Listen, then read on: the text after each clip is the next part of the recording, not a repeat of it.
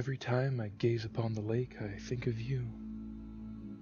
Tonight would have been our anniversary, and I think back to all the years that we spent on its murky banks. The first time we met was at this lake. I had come with a group of friends to try and catch some fish, and you had come with a group of your friends on a holiday to swim.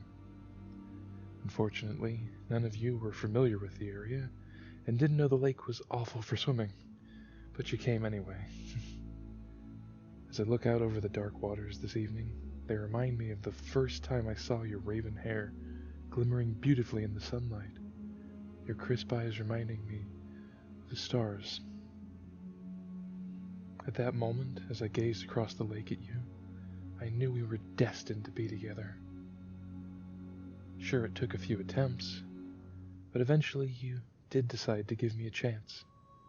We had a picnic at the lake for our first actual date, and it was lovely. We spent hours talking about the things we enjoyed and the things that we loved.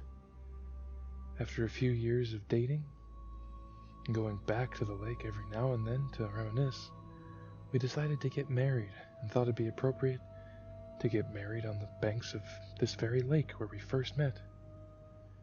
It was a beautiful ceremony, and all of our friends and family welcomed us into the beautiful bliss of married life around the shores of this lake, our lake.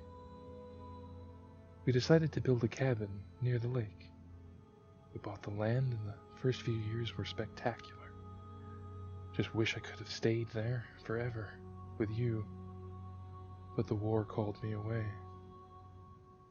When I returned, I came home to find you frail and weak. You told me you'd fallen ill with no discernible cause, so I spent the rest of my money and time helping you figure out what was wrong and keeping you company and safe. But as time went on and you got worse, I knew the end was coming, and one day we wouldn't be together. We made our final goodbyes one night, and when I woke the next morning, you were no longer with me. I cursed the day that you caught this plague when I wasn't here, and I vowed to find a way to bring you back no matter what. Feverishly, I searched for ways to bring you back from the dead, so we could be together here on our beautiful lake. It took years. Gray was appearing in my hair and my beard, but I'd found I was looking for. A ritual buried in a deep forbidden book that I found when I was searching the nearby bookstore. I was warned not to try any of those spells, but I needed you back. So one night I tried it.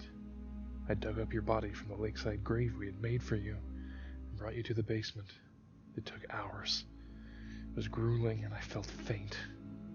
But after so long, it eventually paid off. The spell reached its crescendo and you stood up. I was elated. I ran to embrace you. You looked me straight in the eye, shrieked and spoke in tongues similar to those I had read from the book. Your eyes grew dark with foreign hate. I screamed and threw you aside. No! Not you, but some demon in your body. I would not let some loathsome creature defile your form. I reached for the very shovel I used to dig your beautiful body up from its grave and swung hard against its head and removed it. Learning what I did from the book, I decided it was better to burn the body and scatter the ashes into the lake. So now, on the night of what would have been our anniversary, I look out over it and am reminded of you.